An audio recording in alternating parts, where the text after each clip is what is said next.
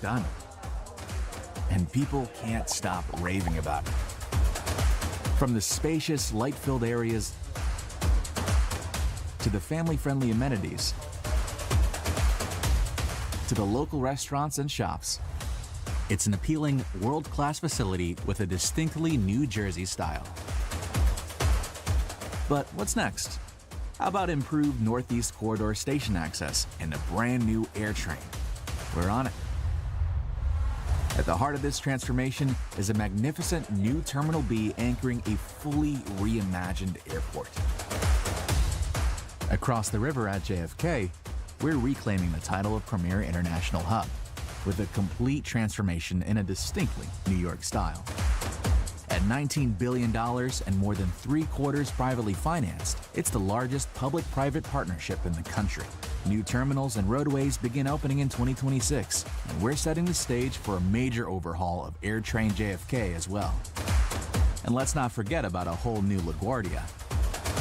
We turned a punchline into the best airport in America, finished on time and on budget. Now getting there will be even easier. With dedicated lanes and bus sensors that turn red lights green, linking free buses to the subway and LIRR faster than ever. 3 airports, 3 historic transformations. It's about time. Now we'll come back down to earth to roads, bridges, and terminals that move millions every day. The Midtown Bus Terminal is being fully replaced with a bright, airy facility that travelers will appreciate rather than endure. Designed around people, not just buses, the best-in-class hub will replace the outdated 75-year-old station with a 21st-century gateway for customers, keeping idling buses off neighborhood streets. It's more than a new terminal. It's a whole new era. We're also upgrading and repairing major bridges and tunnels to keep them safe and reliable for generations to come, including a comprehensive rebuild of the George Washington Bridge. Next up, we're going from roadways to railways. Path's historic investment in new tracks, state-of-the-art signals, and more has been laying the groundwork for better service, and the payoff is here. Starting in 2026, Path will run more trains, especially during rush hours and on nights and weekends. All this means more reliable trips, more frequent trains, and a much better experience. And finally, to the harbor, where the region's economy meets the world. We're strengthening the East Coast's largest port, restoring wharfs and berths, streamlining truck routes, and keeping the global supply chain moving through our shores. Across facilities, we're investing in sustainability and resilience for a changing world. As the steward of the World Trade Center campus, we never forget what's at stake. So as we build, we're making a record investment in security to keep our facilities and millions of passengers safe every single day. So how do we fund these major investments? We're self-financed. We receive no taxpayer money from New York and New Jersey. Every dollar comes from our own revenues and business partners. Over the past decade, we've shown that we can take on ambitious, hard projects and get them done. Now, we're advancing a critically needed capital plan to make historic investments in the coming decades of regional growth, restoring what's aging, strengthening what's essential, and building what's needed. This isn't about promises. It's about pride in building better for our region, and proof that we're delivering the progress that New York and New Jersey deserve. The Port Authority of New York and New Jersey is building infrastructure that works for you.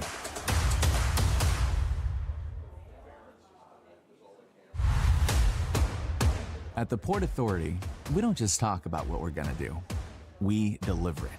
Here's what a decade of delivering big projects looks like now and for the future. Now, you may have heard some less than flattering things about our old facilities. But that was then. This is now. Let's take a quick tour of what we're building. First stop, the skies. Newark Terminal A, done. And people can't stop raving about it. From the spacious, light-filled areas to the family-friendly amenities to the local restaurants and shops, it's an appealing, world-class facility with a distinctly New Jersey style. But what's next? How about improved Northeast Corridor station access and a brand new air train? We're on it. At the heart of this transformation is a magnificent new Terminal B anchoring a fully reimagined airport. Across the river at JFK, we're reclaiming the title of premier international hub with a complete transformation in a distinctly New York style. At $19 billion and more than 3/4 privately financed, it's the largest public-private partnership in the country. New terminals and roadways begin opening in 2026, and we're setting the stage for a major overhaul of AirTrain JFK as well. And let's not forget about a whole new LaGuardia. We turned a punchline into the best airport in America, finished on time and on budget. Now getting there will be even easier. With dedicated lanes and bus sensors that turn red lights green, linking free buses to the subway and LIRR faster than ever. 3 airports, 3 historic transformations. It's about time. Now we'll come back down to earth to roads, bridges, and terminals that move millions every day. The Midtown Bus Terminal is being fully replaced with a bright, airy facility that travelers will appreciate rather than endure. Designed around people, not just buses, the best-in-class hub will replace the outdated 75-year-old station with a 21st-century gateway for customers, keeping idling buses off neighborhood streets. It's more than a new terminal, it's a whole new era. We're also upgrading and repairing major bridges and tunnels to keep them safe and reliable for generations to come, including a comprehensive rebuild of the George Washington Bridge. Next up, we're going from roadways to railways. Path's historic investment in new tracks, state-of-the-art signals, and more has been laying the groundwork for better service, and the payoff is here. Starting in 2026, Path will run more trains, especially during rush hours and on nights and weekends. All this means more reliable trips, more frequent trains, and a much better experience. And finally, to the harbor, where the region's economy meets the world. We're strengthening the East Coast's largest port, restoring wharfs and berths, streamlining truck routes, and keeping the global supply chain moving through our shores. Across facilities, we're investing in sustainability and resilience for a changing world. As the steward of the World Trade Center campus, we never forget what's at stake. So as we build, we're making a record investment in security to keep our facilities and millions of passengers safe every single day. So how do we fund these major investments? We're self-financed. We receive no taxpayer money from New York and New Jersey. Every dollar comes from our own revenues and business partners. Over the past decade, we've shown that we can take on ambitious, hard projects and get them done. Now, we're advancing a critically needed capital plan to make historic investments in the coming decades of regional growth, restoring what's aging, strengthening what's essential, and building what's needed. This isn't about promises. It's about pride in building better for our region, and proof that we're delivering the progress that New York and New Jersey deserve. The Port Authority of New York and New Jersey is building infrastructure that works for you.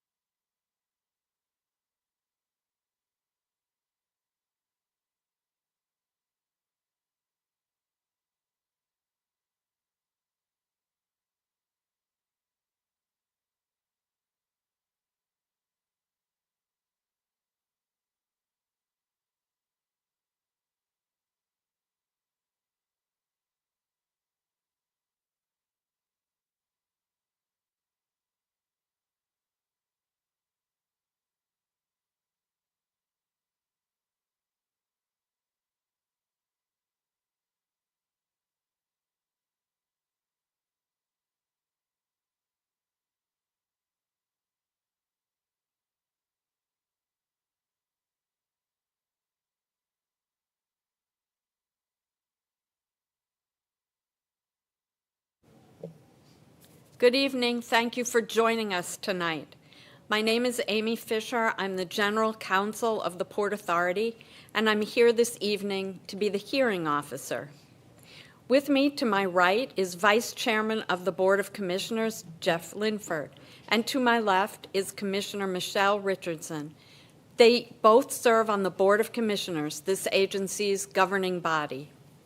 We are holding this hearing for public comment because the Port Authority is considering the proposed capital plan for 2026 to 2035, the proposed 2026 budget, as well as proposed changes in tolls and fares for the use of our vehicular tunnels and bridges and passenger rail facilities, and changes to the airport ground transportation access fees and our bus terminal fees. We have prepared materials to assist in explaining these proposals, including a written handout, which you can find at the entrance to this hearing room.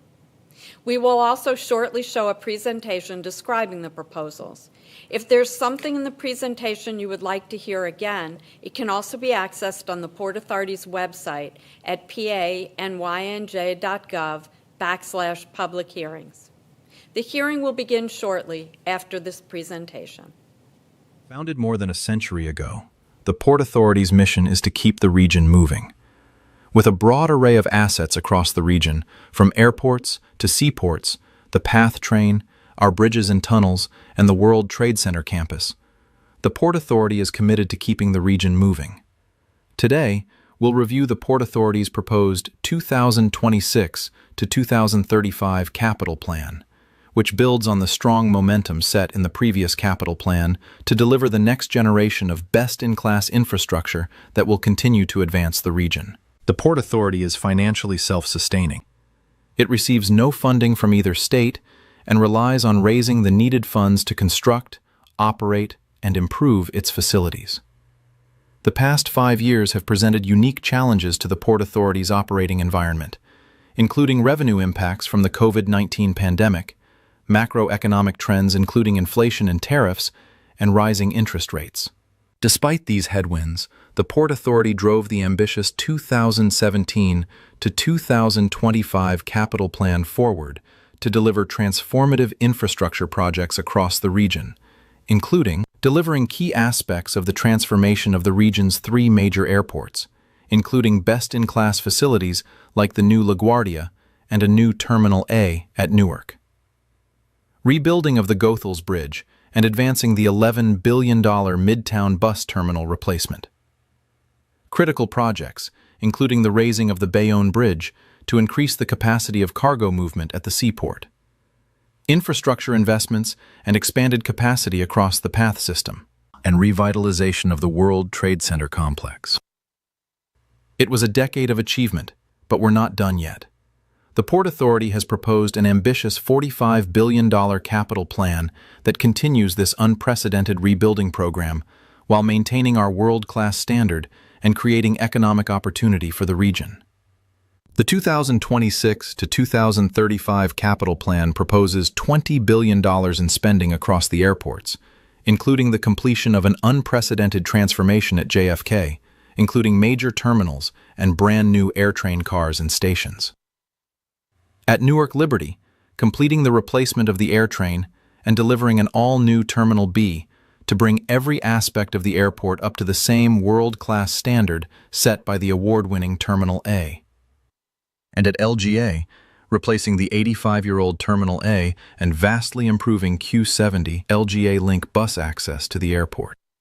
These transformational projects in the proposed 2026 to 2035 capital plan are largely funded by private investments, cost recoveries, lease revenues, and fees, which make up 2/3 of our revenues. To support delivery of these ambitious goals, the capital plan proposes changes to airport access fees for for-hire vehicles and for taxis, which will be aligned with fees at peer airports across the country. The proposed modification would increase access fees for for-hire vehicles from $2.50 for each pickup and drop-off to $5 for each pickup and drop-off, effective March 15, 2026. The proposed modification would also increase airport access fees charged to taxis, which are currently $1.75 per pickup. Pickup fees for taxis would increase by 25 cents on March 15, 2026, with further 25-cent increases for each of the 2 following years. The proposed 2026 to 2035 capital plan would drive completion of an $11 billion best-in-class midtown bus terminal. Completed in 2 phases over the next 10 years, the inspiring, light-filled transit hub of the future will serve the needs of both the commuters and the community.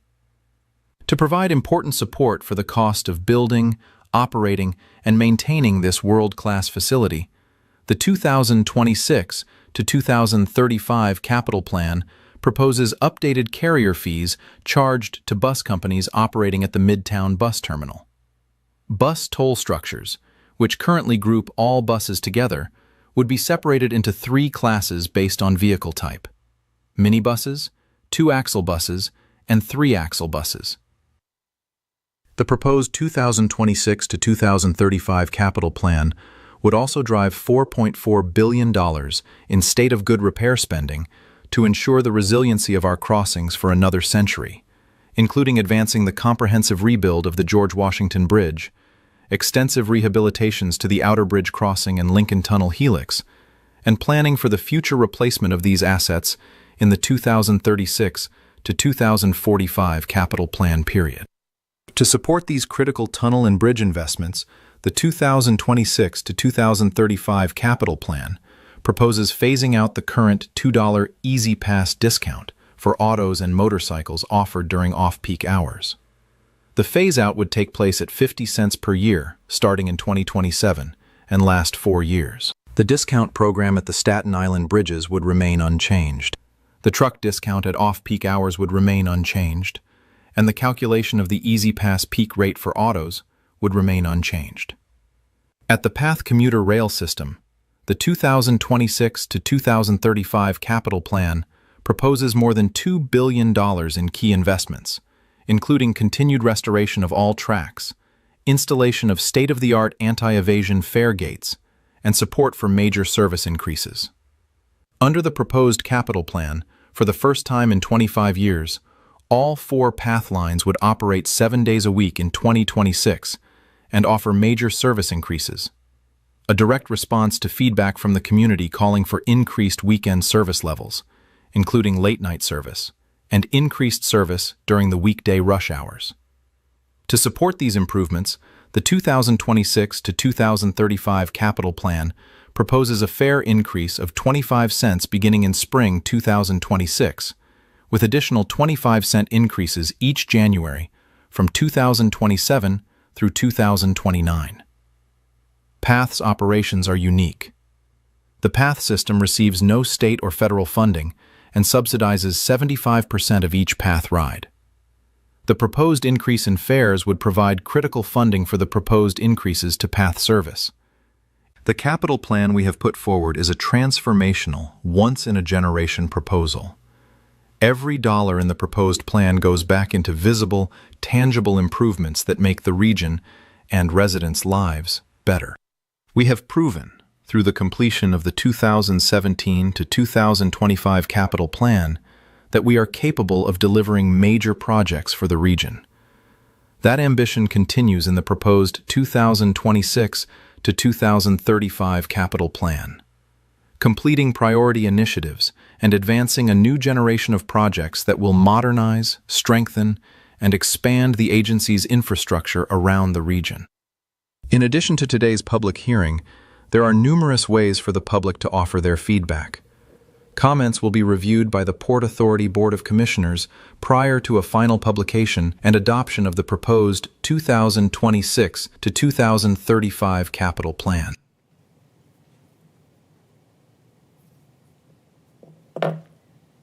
Thank you for watching. We're interested in what you have to say today. Comments today will be limited to 3 minutes per person. The commissioners are here to listen, but there won't be a back-and-forth conversation today. We have a clock to keep track of things so we know when the 3 minutes elapse, and you will get a warning when you're getting close to the end of your comment time. We will hear first from those present tonight in person, and then we'll go to those who are participating virtually. If you'd like to provide additional comments after this hearing, there are a number of ways for you to do that, as was mentioned in the video. First, you can go to our website, panyj.gov/public hearings, and make written comments there. You may also mail written comments addressed to Public Hearing Comments, Port Authority of New York and New Jersey, 4 World Trade Center, 23rd floor, New York, New York, 10007. And in addition, you may provide comments regarding these matters at the December 18th, 2025 Board of Commissioners meeting at 2 Montgomery Place, Jersey City, New Jersey, which is scheduled to begin at approximately 1 p.m. All public comments made in any forum on the matters described above will be transcribed and also summarized by Port Authority staff and retained by Port Authority for consideration by the full Board of Commissioners. We will now begin the public hearing portion of this meeting. I would ask if Anna Humphrey is in the room.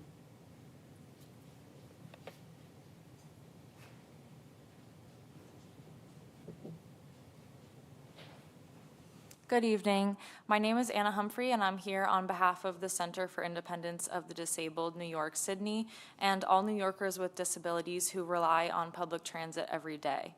I'm here to urge that you include funding for elevators in New York City PATH stations in the new capital plan. Right now, only 2 PATH stations in New York City are fully accessible. That means that 2/3 of these stations remain off limits to people with mobility disabilities, parents with strollers, and travelers with luggage. And this isn't just a problem with the PATH stations. This mirrors the inaccessibility crisis already happening in New York City's subway system. Today, only 112 out of 472 subway stations are accessible. That means nearly 80% of the subway system, or 360 stations, are unusable for people with mobility disabilities. And even among these few accessible stations, outages are constant. There are roughly 25 elevator outages every single day. New Jersey PATH stations are currently accessible, but once you cross the river into Manhattan, the system abruptly becomes unusable for thousands of riders. It's hard to justify that kind of inconsistency, especially in a region where transportation systems are supposed to work together. And let's be honest, it's not that the Port Authority doesn't have the capacity to deliver major infrastructure. Over the past decade, the agency has spent $50 billion rebuilding the region's airports and begun an $11 billion new bus terminal. But during that same period, nothing has been done to make PATH stations accessible in New York City. The current system isn't just inconvenient for people with disabilities, it creates barriers to employment, medical care, and connection to city life.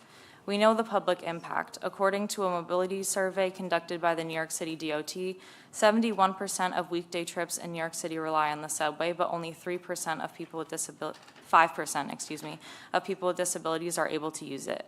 This tells thousands of residents, workers, and travelers that this system wasn't built for them. Thank you for your time. Thank you very much. Joseph Rappaport.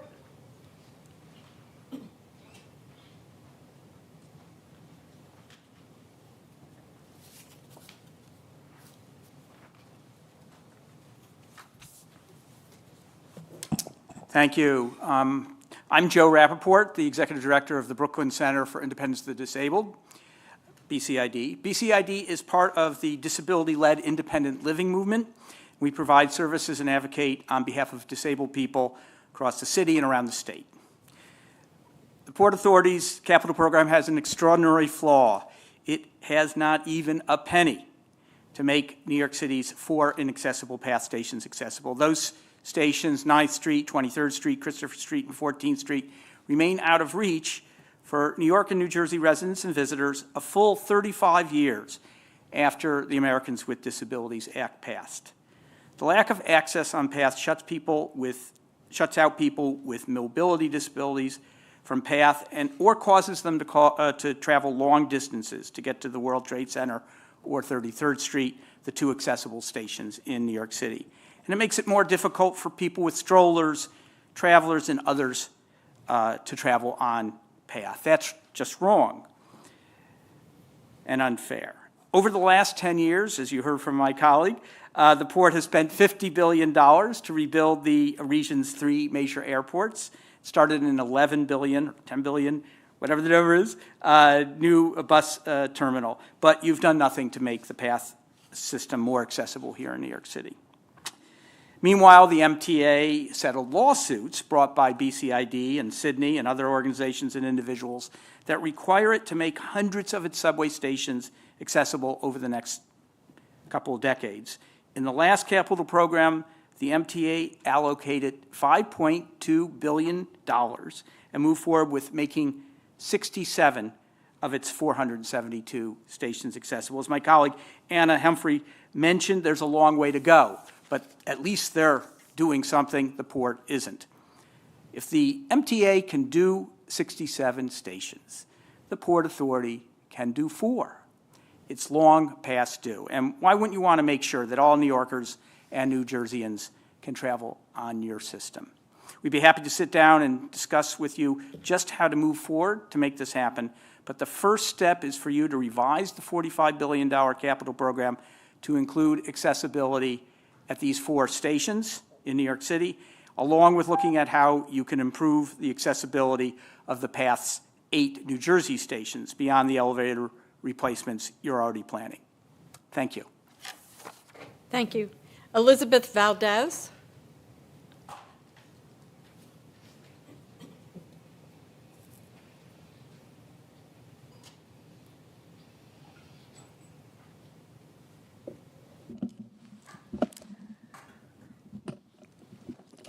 Good evening. My name is Elizabeth Valdez, and I'm here to urge the Port Authority to revise its capital program to make sure every single path station in New York City is fully accessible. Let me tell you what accessible train stations really mean for someone like me who uses a wheelchair. For me, accessibility is not a luxury. It's not a convenience. It is the difference between being included in my community or being shut out of it. When a train station is accessible, it gives me something that many people take for granted every single day: the ability to show up to work, to show up for my family, to show up to appointments, to show up for just life. When a station isn't accessible, it feels like the city is telling me, you don't belong here.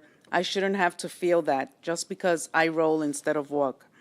And now the PATH system and the Port Authority are saying, you don't belong here. It's shocking that your capital program doesn't include plans to make the New York City PATH stations accessible. It's shocking that you can completely redo airports and bus stations and not include accessibility on PATH. Accessibility benefits everyone who rides or wants to ride the PATH system. Elevators help seniors, parents with strollers, travelers with luggage, and people with temporary injuries. Accessibility is not about special treatment, it's about basic fairness. In other words, accessibility is not a special request, it's an investment that improves the system for everyone. I would like to repeat myself. When we talk about accessibility, we're talking about my right to live my life without being blocked by physical constraints. We're talking about dignity, we're talking about equality. We're talking about the fundamental right to move freely through the place we call home. And we're talking about something you have the power to change by revising your capital program. And I urge you to take action before your vote later this month. Thank you. Thank you. Nicholas Astor.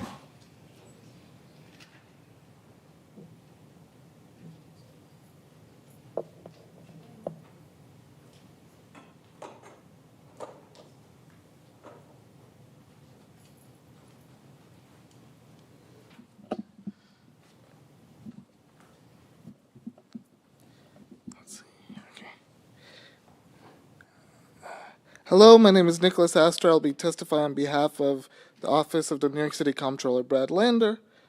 Comptroller Brad Lander believes that the Port Authority should dedicate funding in its 2026-2035 capital plan to accessibility improvements in the 9th Street Station, the 23rd Street Station, the Christopher Street Station, and the 14th Street Station.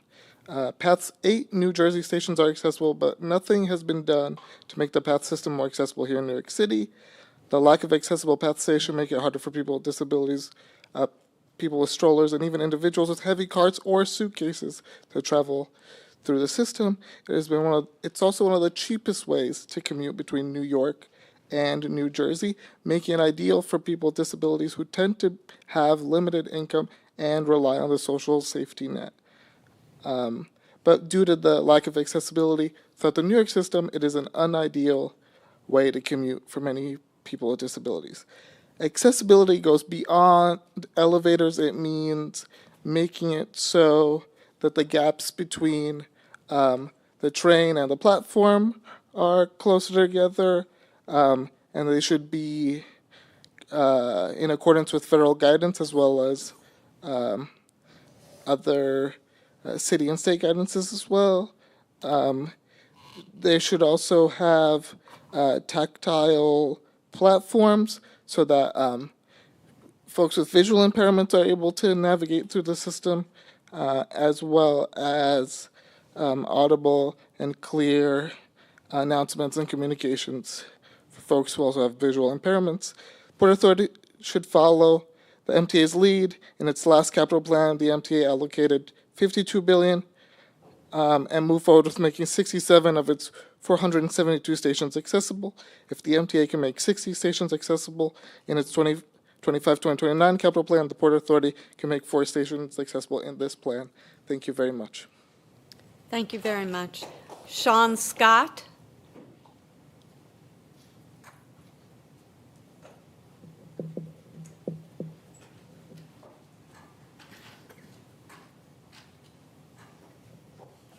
Hi, good evening, and thank you for taking public comment. I'm Sean Scott here in my personal capacity. I'm excited about the air train expansions at JFK and the Newark build. I frequently fly out of Newark, and I've noticed 2 things. One is when I do take a car, it tends to be very congested, and I think the Port Authority is aware of the car congestion at the airports. I'm sure that's part of the plan. I've also noticed that the air train costs $8.50, and even with the for-hire cost increase to $5, that's still cheaper than taking public transit. So to me, there's a little bit of an irony there for charging cars less than public transit passengers while dealing with congestion. So I'd love to see the capital plan reflect that, both with making sure that if we were able to make the air train free, that it can accommodate a full terminal worth of passengers, unlike the current Newark air train, and then potential tolling infrastructure for cars, not just for hire vehicles. Thank you. Is there anyone in the room who would like to speak who hasn't been heard? Okay, we're going to go to the folks on the phones. Leslie Manning.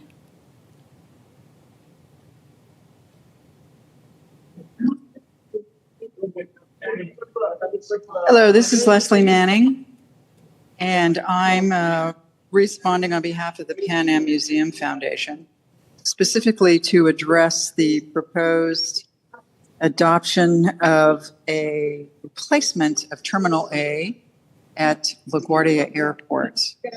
I would like to know and have confirmation from the Port Authority that you have cleared this with the New York City Landmark Preservation Committee and the National Trust for Historical Preservation.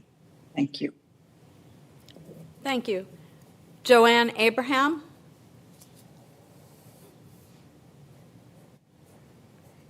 Nina Driesen.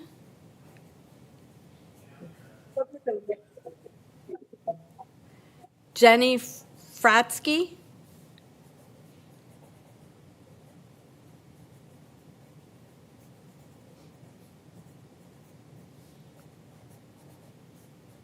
Yes, please. Go right ahead. I would like to say that the historical Marine Air Terminal is a national treasure that deserves preservation and respect for future generations. I am a former Pan American flight attendant. Thank you. Thank you very much. Fernando Metza.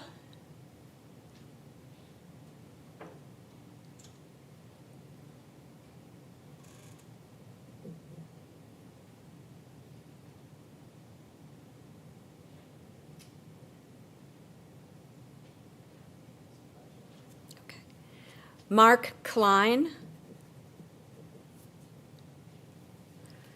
Arturo Arbaje,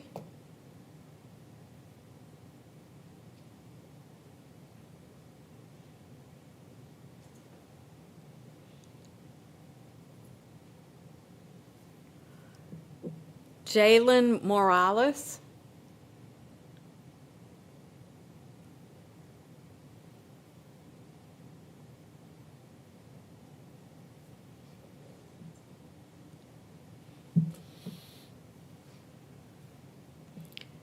Kelsey Calandra, John Cortez, Jennifer Gregory, Stephanie Puckhaber, Paul Spiteri, Ralph Ramsey, Patrick O'Hara. Hello.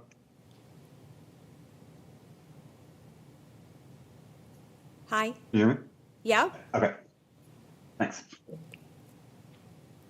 The Port Authority's proposed operating budget and capital program advance, a lot of great projects and improvements for the region. But the cost for these efforts shouldn't fall largely on the shoulders of transit riders, with the pretty dramatic proposed increases in path fares, bus tolls, and carrier fees at the terminals. The proposed improvements to PATH service are very welcome and long overdue. However, when you look at the total service hours PATH will be running over the course of a week with the proposed improvements, compared to the total service hours PATH was running before the pandemic, the total increase in service hours is less than 1%. While the proposed weekend service increases are significant, PATH is, and even with these changes, will still be running less rush hour service than they were in 2019, and weekday off-peak service levels have been cut by 20% since 2019. In light of this and the fact that the Port Authority already has implemented inflation-based fare adjustments that have addressed inflation since 2019, the proposed 33% PATH fare increase is not at all commensurate to a 1% increase in total service hours. Further, the Port Authority shouldn't really be seeking approval now for fare increases more than 3 years from now.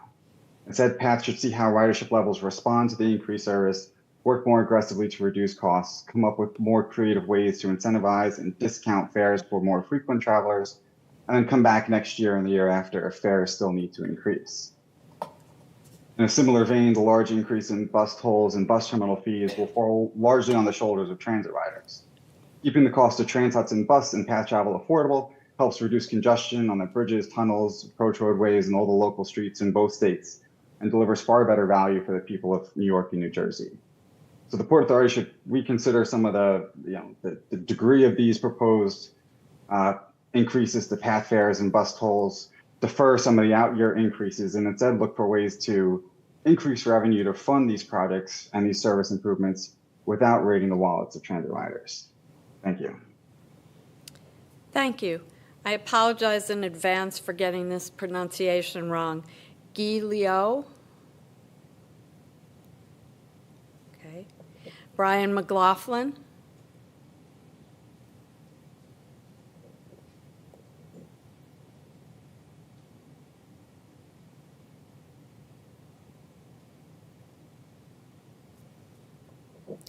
Jeffrey Geary. Liliana Petrova. Jeffrey Arend.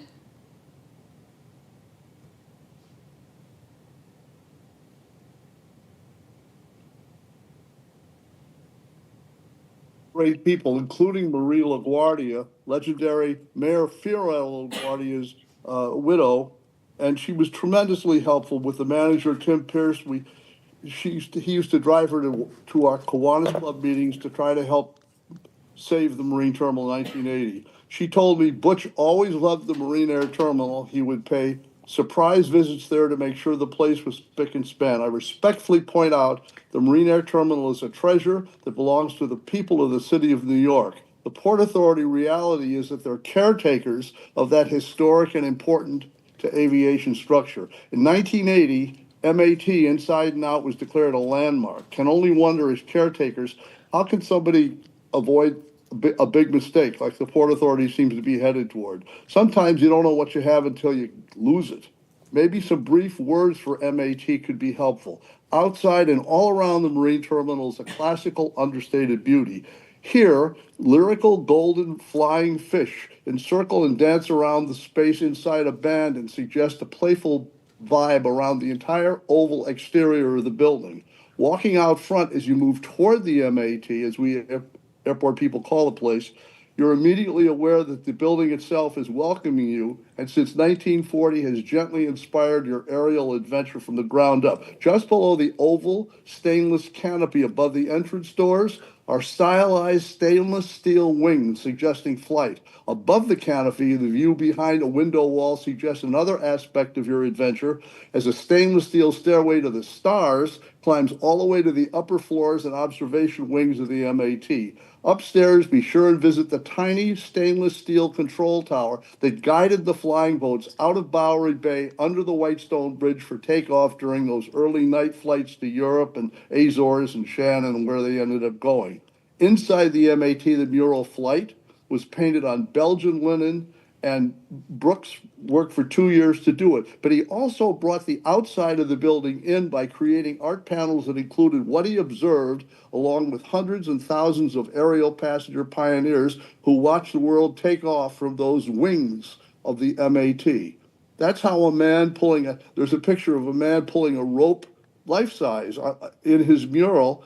It's been immortalized. Another panel over the entrance has some Hamilton standard propellers. Those were the propellers on the flying boats. And if you look at another part of the mural, there's a little tiny airplane in there with no propellers. Look, keeping the MAT intact, observation decks and all, as it was built in 39, is, in our view, essential and matters to aviation history for one single reason. Here, after World War II, the MAT served every international flag airline that launched ongoing scheduled aerial service to the world's greatest city. MAT was the U.S. connection to Europe from 1940 to the opening of Idlewild Airport, now JFK. So who started here? BOAC, Air France, that's British Airways, Air France, TWA, Scandinavian, American Overseas, Pan American, countless others. Look, the designers were Delano and Aldrich. They created all the original airport. They also created a sister building in Miami, Coral Gables, which is Miami City Hall. The actual Pan Am flying boat-based sister, designed by the same people that did MAT, the city council sits in the old departures area. Mr. Arend, I have to cut you off. I'm sorry. Okay. There will be more discussion on this matter, so I'll listen. I'll submit my text, and I thank you for your kind attention. I hope we can save that building. Thank you very, very much, and best of luck. Donna Mercurio.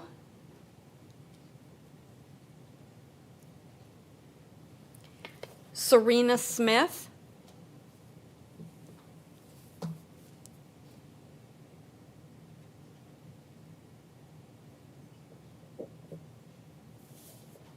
David Hinson.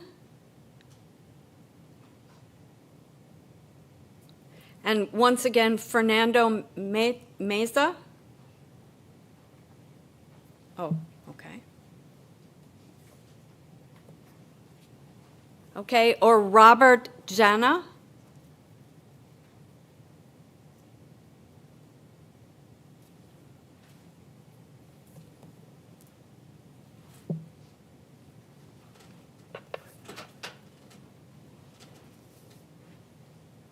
All right, is there anyone on the line that would like to make a statement that hasn't already spoken?